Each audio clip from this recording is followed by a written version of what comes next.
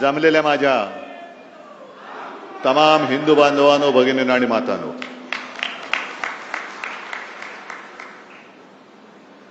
पावसाळ्याची नुकती सुरुवात होते. पावसाळा लांबला होता आणि आपण सगळे ग्रामीण भागातले आहात. अनेक जण इकडे शेतकरी असतील, आहेत का रे?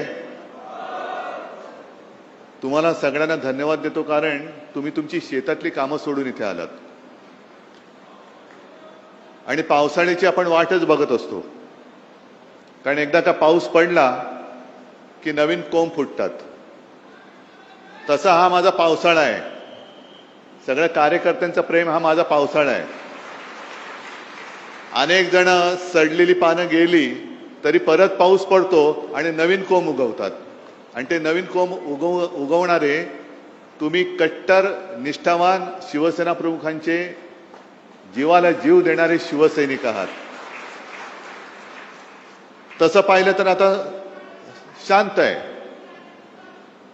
जरा कॅमेरामन जरा खाली बसलं तर बरं. कॅमेरे सेट करा आणि प्लीज खाली बसा.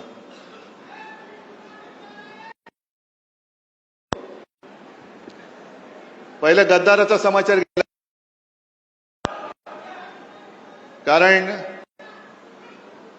कारण हे गद्दार काही वेळेला माझी चूक होते आणि म्हणून पहिला प्रथम माझं कर्तव्य आहे की माझ्या सांगण्यावरून जे तुम्हाला मी एक बुजगावणं दिलं होतं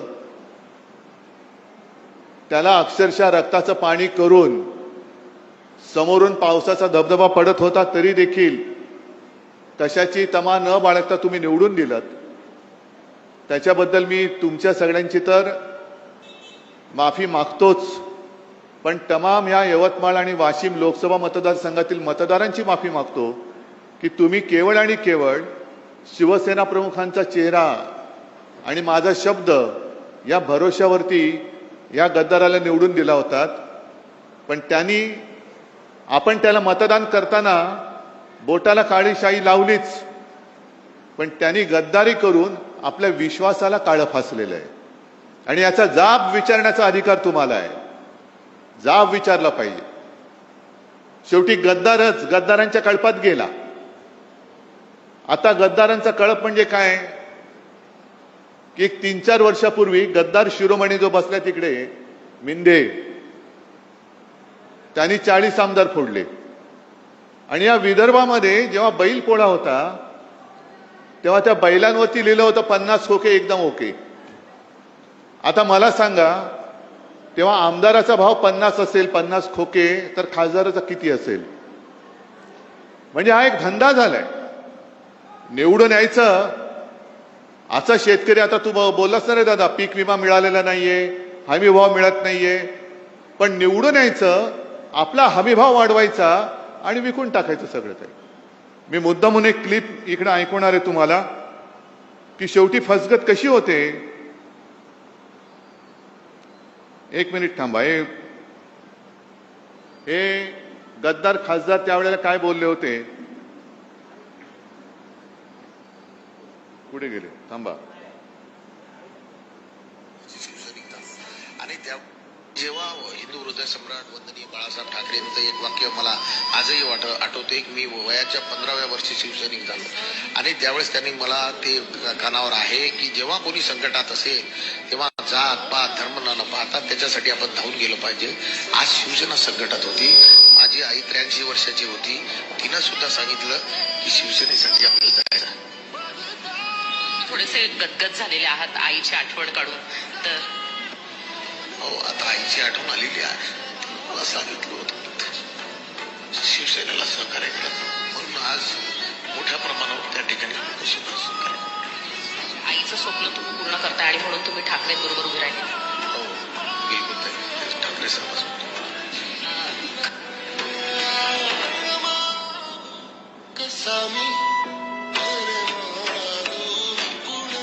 हे ऐकायला आलं का तुम्हाला?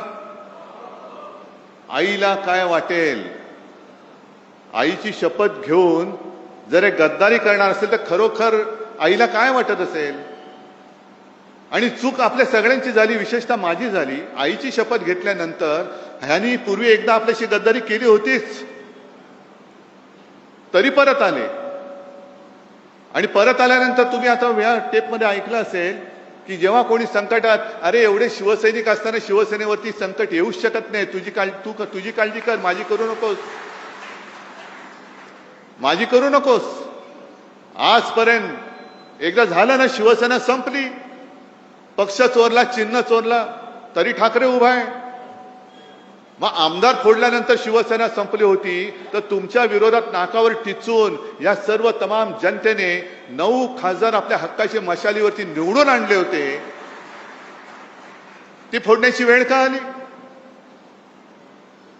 त्यावेळेला आपल्याला चिडवलं जात होतं, तुमचे 18 खासदार मोदींच्या चेहऱ्यावर निवडून आले, मोदींच्या चेहऱ्यावर निवडून आले. अरे मोदींच्या समोर देशात लाट असताना माझ्या या शिवरायाच्या महाराष्ट्राने मोदींच्या भाजपला आडवा करून त्यांच्या छाताडावरती हक्काचे शिवसेनेचे आणि महाविकास आघाडीचे 31 खासदार बसवले होते. कुठे गेली ती मोदींची लाट? आणि विकास निधी जे काय बोंबलतायत, एकूण 2 वर्षामध्ये लोकसभेमध्ये हे किती वेळा हजर होते? काय आंदोलन म्हणून काय केली त्यांनी? जे आंदोलन आपण केली, शेतकऱ्याला कर्जमुक्त, मी काय उपकार नाही केले, पण एक अनपेक्षितपणाने मुख्यमंत्री पदाची जबाबदारी मला स्वीकारावी लागली. कोणीही मागितली नव्हती, पण मी माझं कर्तव्य मानलं की आपला हा अन्नदाता आहे. सगळेजण म्हणतात मी शेतकऱ्याचा मुलगा आहे, मी शेतकऱ्याचा मुलगा आहे. अरे मग मुलगा असेल तर शेतकऱ्याच्या मुलाच्या निष्ठेला जाग ना, तू का शेतकऱ्याची गद्दारी करतोयस? पण कोणी न मागता मी माझं कर्तव्य म्हणून जे काय करता येणं शक्य होतं, 2 लाखापर्यंतची पीक कर्जाची जी काय रक्कम होती ती त्यातनं मी मुक्त केलं होतं. शेतकऱ्याला मिळाली होती की नव्हती एवढं मला सांगा. काय त्रास झाला होता? नाव काय, अमुक काय, तमुक काय, हे काय, जन्म कधी झाला, जन्म झाला की नाही झाला? अरे समोर उभा आहे तरी विचारतो जन्म झाला की नाही झाला. यांची फसवणूक करण्याची जी काय वृत्ती आहे ही सगळी गद्दार वृत्ती आहे. म्हणजे आता मी मध्यंतरी वाचलं, तुम्ही पण वाचलं असाल, आता आपल्याकडे ते SIR सुरू होत आहे. रेशन कार्ड, आधार कार्ड, पॅन कार्ड, आता पासपोर्ट, हे तुमचं भारतीय नागरिकत्वाचा दाखला धरला जाणार नाही. मग काय करणार? भाजपचं सदस्यत्व एवढंच तुम्ही धरणार? आम्ही नाही आहोत भाजपचं सदस्य, कारण हा भारतीय जनता पक्ष नाहीच आहे. असाच जर का वागला तर हा पाकिस्तान जनता पक्ष होतोय की काय, अशी आम्हाला तर चिंता वाटायला लागलेली आहे. कारण यांनी गद्दारी जी केलेली आहे, गद्दारी तुमच्या आमच्याशी केलीच. गद्दारी स्वतःच्या आई बरोबर केले, गद्दारी शिवसेनेबरोबर केले, गद्दारी तुमच्या बरोबर केले. आणि एवढंच नव्हे तर जो उल्लेख आता संजय राऊत यांनी केला, राम मंदिराच्या दानपेटीतले पैसे चोरले जात आहेत, चांदीच्या विटा चोरल्या गेल्या आहेत. शिवसेनेने देणगी दिली होती, तिचं काय झालं माहिती नाही. चांदीच्या विटा दिल्या होत्या, त्याचं काय झालं माहिती नाही. शिलापूजन, स्वतः शिवसेना प्रमुख गावोगावी फिरले होते, यवतमाळमध्ये सुद्धा आले होते. तिकडे सगळीकडे पूर्ण महाराष्ट्र शिवसेना प्रमुखांनी पिंजून काढला होता. राम मंदिर वही बनाएंगे, काय एक वातावरण झालं होतं. आणि तमाम हिंदूंना यांनी सगळ्यांनी साथ घातली होती. हिंदूंच्या भावनेशी गद्दारी करणारे हे भारतीय जनता पक्ष आहे. आज हा हिंदुत्वाचा अपमान आहे. ही गद्दारी शिवसेनेशी नाही, गद्दारी हिंदुत्वाशी केलेली आहे, गद्दारी या देशातल्या हिंदूंशी केलेली आहे. जाब फक्त या गद्दाराला विचारून नाही चालणार, जाब भारतीय जनता पक्षाला विचारावं लागेल. आपल्याकडे काय होते की जेवढ्याच तेवढं करून आपण विसरून जातो. ज्याप्रमाणे विधानसभेत आपलं सरकार यांनी पाडलं, गद्दारी करून पाडलं. 2.5 वर्ष तुम्ही राग तुमचा धुमसट ठेवला होता आणि तो राग त्यांना लोकसभेमध्ये दाखवून दिला. यांना काय वाटतंय की आता काही नसताना काही केलं तरी चालतंय. लोकांची स्मरणशक्ती किती आहे? किती आंदोलन करतील? 1 आठवडा करतील, 1 महिना करतील, 2 महिने, 3 महिने, 6 महिने, 3 वर्षांनी जेव्हा निवडणूक येईल तेव्हा आम्ही बघू. नाही, हा राग विश्वासघाताचा जो राग आहे तो धुमसता ठेवला पाहिजे. तुम्हाला जी मतं दिलेली आहेत ती जनता, ही जिवंत माणसं आहेत. त्यांच्या न्याय हक्कासाठी म्हणून तुम्हाला मतदार तिकडे त्यांनी खासदार बनवून पाठवलं होतं. आणि विकास निधी कोणाला लागतोय? विकास निधी फक्त काय भाजपच्या बापाच्या मालकीचा आहे का? भाजपच्या विरुद्ध जे खासदार निवडून आले तिकडे भाजपचे मतदार नाहीयेत? आणि भाजपच्या विरोधात ज्यांनी मतदान केली ती जनता माझ्या समोर आहे, पूर्ण राज्यभर पसरलं, देशभर पसरलेली आहे. ही जनता तर काय पाकिस्तानमधून आलेली नाही ना. आणि मग विकास निधीसाठी जर का काम अडलं असतं तर जो उल्लेख आपल्या आमदार साहेबांनी केला, देरकर साहेबांनी केला, तुकडोजी महाराज, गाडगे महाराज यांना का विकास निधी लागला नाही? गाडगे महाराजांनी सुद्धा इकडे या विदर्भात खूप काम केलं. दशसूत्र त्यांची प्रसिद्ध आहे. जो भुकेला असेल त्याला अन्न देणं, जो तहानलेला असेल त्याला पाणी देणं, ज्याच्याकडे घर नाही त्याला घर देणं, ज्याच्याकडे वस्त्र नाही त्याला वस्त्र देणं आहे. आणि त्यांनी उभं केलं, एक समाजकार्य उभं केलं, स्वच्छता मोहीम राबवली. कुठे विकास निधी वाचून त्यांचं काम अडलं होतं? कोणतेही सत्तापद त्यांनी भोगलं नव्हतं. ना कधी आमदार झाले होते, ना कधी खासदार झाले होते. पण लोकांना शिक्षण दिलं म्हणून इतक्या वर्षानंतर सुद्धा लोक मुख्यमंत्री किंवा या गद्दाराला मानण्याच्या ऐवजी गाडगे महाराजांना नमस्कार करतात, तुकडोजी महाराजांना नमस्कार करतात. तुकडोजी महाराजांना सुद्धा राष्ट्रसंत म्हणतो. का म्हणतो आपण? आज आपण सगळे हिंदू म्हणून जय श्रीराम म्हणतोच, जय शिवराय सुद्धा बोलतो, हर हर महादेव सुद्धा म्हणतो. तसंच तुकडोजी महाराजांची जी काही भजनं होती त्या भजनातनं त्यांनी एक राष्ट्रभक्तीचं बीज रोवलं, ते या विदर्भामध्ये रोवलं आहे. त्यांच्याकडे पैसा अमाप आहे, साधन सामुग्री अमाप आहे. आमच्याकडे काय आहे? आमच्याकडे जिवंत माणसं आहेत. आणि तुकडोजी महाराज जे बोलले होते, तुकडोजी महाराज जे बोलले होते, जे शब्द, कदाचित शब्द मला आता पूर्ण शब्दाच्या आठवणार नाही, पत्थर सारे बॉम्ब बनेंगे, भक्त बनेगी सेना, झाडू झडेले शस्त्र बनेंगे, नाव लगेगी किनारे. काय नाही तर आहेत ना दगड आहेत, ते बॉम्ब बनतील. सगळी माझी भक्तांची सेना आहे, ते सैन्य होईल. हातामध्ये जे काही आहे ते शस्त्र होईल. आणि त्यातनं आपल्याला स्वातंत्र्य मिळालेलं आहे. स्वातंत्र्य हे निवडणूक जिंकून मिळालेलं स्वातंत्र्य नाहीये, तर इंग्रजांशी लढून मिळवलेलं स्वातंत्र्य आहे. मग तेव्हा लोकमान्य टिळक बोलले असते, काय करणार, विकास निधी मिळत नाही. महात्मा गांधी बोलले असते विकास निधी मिळत नाही. कशाला?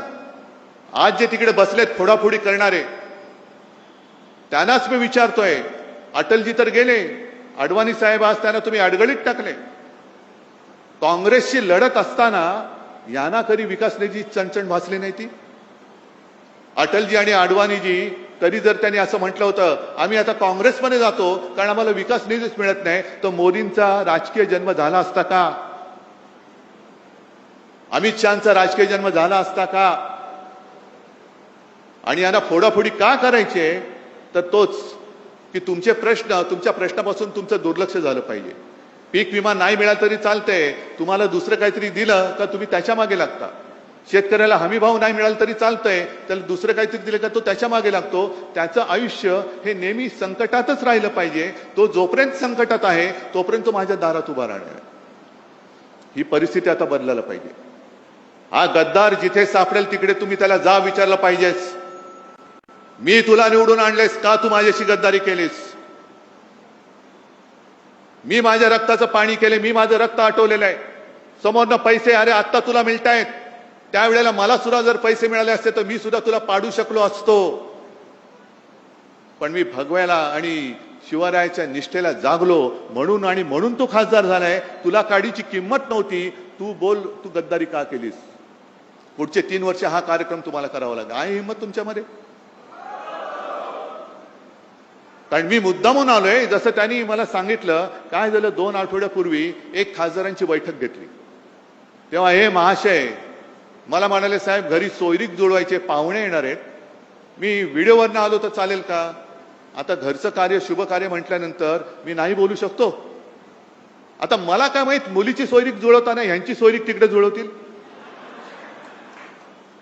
ह्यांच्या हे पाहुण्यांकडे चालले होते का पाहुणे यांच्याकडे येत होते? सोयरीक ह्यांची जुळत होती, पण सांगितलं मुलीची सोयरीक जुळत आहे.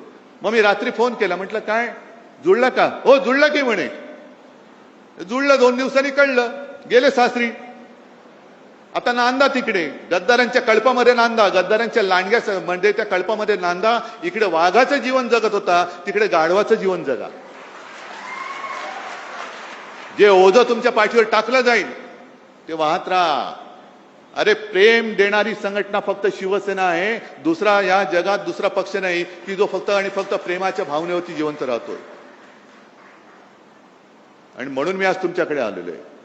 जसं त्यांनी सांगितलं ना की मी माझ्या कार्यकर्त्यांशी बोलेन, तसं मी तुमच्याशी बोलतो. मी करतोय ते बरोबर करतोय की चूक करतोय? मी लढायला उभा आहे, मी नाही हटणार. कारण जिथे जिथे अन्याय दिसेल तिकडे मी लाथ मारणार म्हणजे मारणार. सोबत राहणारच की नाही? जे खरं हिंदुत्व आहे, हे खरं हिंदुत्व हे माणुसकी शिकवणार आहे. मंदिर लुटणारं हिंदुत्व आमचं हिंदुत्व आम्ही ते तुमचं हिंदुत्व मानू शकत नाही. आणि राम मंदिराचा सुद्धा प्रश्न हा पूर्ण देशामध्ये खरा म्हणजे हिंदूंना जागृती आली पाहिजे. आज संजय राऊत यांनी एक चांगला अग्रलेख लिहिलाय सामनामध्ये. सामना तुमच्याकडे येत नसेल तर सामना.com वरती जाऊन मुद्दामून वाचा. हे मरे मरे जे सगळ्यांनी मोर्चे काढले ना, सकल हिंदू समाज, हिंदू जनजागृती, आता का झोपलात? आता का झोपलात? आम्हाला आता भाजपा मुक्त राम पाहिजे आणि त्याच्यासाठी शिवसेना लवकर आंदोलनाला सुरुवात करणार आहे. भाजप मुक्त राम, जो एक विळखा या भोंदूंच्या घराण्यामध्ये राम आमचा प्रभू श्रीराम सापडलेला आहे, त्या श्रीरामाला त्या भोंदू हिंदूंकडनं सोडवण्यासाठी शिवसेना पुढाकार घेईल आणि शिवसेना पहिली ठिणगी महाराष्ट्रामध्ये टाकेल. आणि तेव्हा मला गद्दारांना विचारायचे, जे बाळासाहेबांचे विचार हे बाळासाहेबांचे विचार आहेत, आहे तुमच्यामध्ये हिंमत? त्या गद्दाराला विचारा, हिंमत आहे? जाऊन विचारू शकता तुम्ही मोदींना. पीक विमा का मिळाला नाही लोकसभेमध्ये तोंड उघडू शकता? आहे हिंमत? शेतकऱ्याला हमी भाव मिळत नाही, शेतकऱ्याच्या आत्महत्या चाललेल्या आहेत, नीटचे पेपर फुटतायत, महिलांवरती अत्याचार वाढतायत, राम मंदिर लुटलं जातंय, मध्य प्रदेशमध्ये तिथले मुख्यमंत्र्यांच्या नावाने लूट चालू आहे. हे सगळे प्रश्न विचारण्याचं धाडस या गद्दारांच्या रक्तात आहे का, शिल्लक राहिलंय का, की तुमचं रक्त हे गद्दारीने नासून टाकलेलं आहे? हा जो स्वाभिमान आहे, ही जी हिंमत आहे, ही जी धमक आहे, म्हणून शिवसेना पाहिजे. हे शिवसेना का संपवायला निघालेत? मला कोणी प्रश्न नाही विचारायचा. प्रश्न विचारण्याचं धाडस फक्त शिवसैनिक करू शकतो. म्हणून शिवसेना संपवा. नाही संपू शकत. जोपर्यंत प्रश्न संपत नाहीत, जोपर्यंत हा हृदयामध्ये आग लागलेला शिवसैनिक संपू शकत नाही, तोपर्यंत ठाकरे आणि शिवसेना कोणी संपू शकणार नाही. आणि या पुढचा काळ जो आहे, हा काळ यांनी बरोबर असा निवडलेला आहे की निवडणुका नसतानाही फोडाफोडी करून टाका. आणि फोडाफोडी आपल्याला किती लोकांना आठवत असेल की लोकसभेच्या वेळेला जेव्हा मी आलो होतो तेव्हा त्यांची घोषणा काय होती? अबकी बार 400 पार. आणि मी घोषणा दिली होती अबकी बार तडीपार. आता तेच त्यांचं काम सुरू आहे. कारण यांना काय करायचंय? डॉक्टर बाबासाहेब आंबेडकरांनी लिहिलेल्या घटनेमध्ये बदल करायचंय. 2/3 बहुमत 400 पार निवडणुकीत नाही झालं तर फोडाफोडी करून कर. आणि एकदा का संख्या झाली का मग घटना बदल, घटनेत पाहिजे तसे बदल करून टाक. समोर आहे कोण विचारायला? कारण सगळेच फोडलेले आहेत, सगळेच त्यांनी पक्षात घेतलेले आहेत. ही सगळी गुलामगिरीची राजवट आणि हुकुमशाहीची राजवट ही रोखण्यासाठी बाकी देश उठेल तेव्हा उठेल, पेटेल तेव्हा पेटेल, पण निदान साधू संतांची परंपरा लाभलेला, उगाच आपण बोलत नाही शाहू फुले आंबेडकर, छत्रपती शिवाजी महाराज, तो परंपरेला लाभलेला महाराष्ट्र हा जागा राहणार आहे की नाही आणि त्यांच्या समोर उभारून त्यांना प्रश्न विचारणार आहे की नाही, हा प्रश्न मी तुम्हाला विचारतोय. हे काम एवढं सोपं नाहीये. नुसता गद्दार झाला म्हणून त्याला 4 शिव्या दिल्या नाही. त्यांनी गद्दारी का केली तर तुमचं स्वातंत्र्य हिरावून घेण्यासाठी तो त्या गद्दारांच्या कळपात सामील झालेला आहे. तुमचं स्वातंत्र्य तुम्ही कोणाला असं हिरावून देणार आहात? मग आजपासून कामाला लागला पाहिजे पुढचा खासदार हा पुन्हा एकदा आपल्या भगव्याचा कट्टर शिवसेना एकच. गद्दार सेना म्हणजे शिवसेना नाही. कोणी उपरा आला आणि कोणाचंही नाव कोणाला दिलं आम्ही मानायला तयार नाही, उपऱ्याला मानायला तयार नाही. शिवसेना फक्त एकच, भगवा फक्त एकच. आणि त्या भगव्याचा शिवसेनेचाच खासदार 2 वर्षांनी 3 वर्षांनी, कारण हिंमत तर होणार नाही राजीनामा देण्याची, जेव्हा केव्हा निवडणूक होईल तेव्हा परत आपला खासदार निवडून आणण्यासाठी आजपासून तयारीला लागा.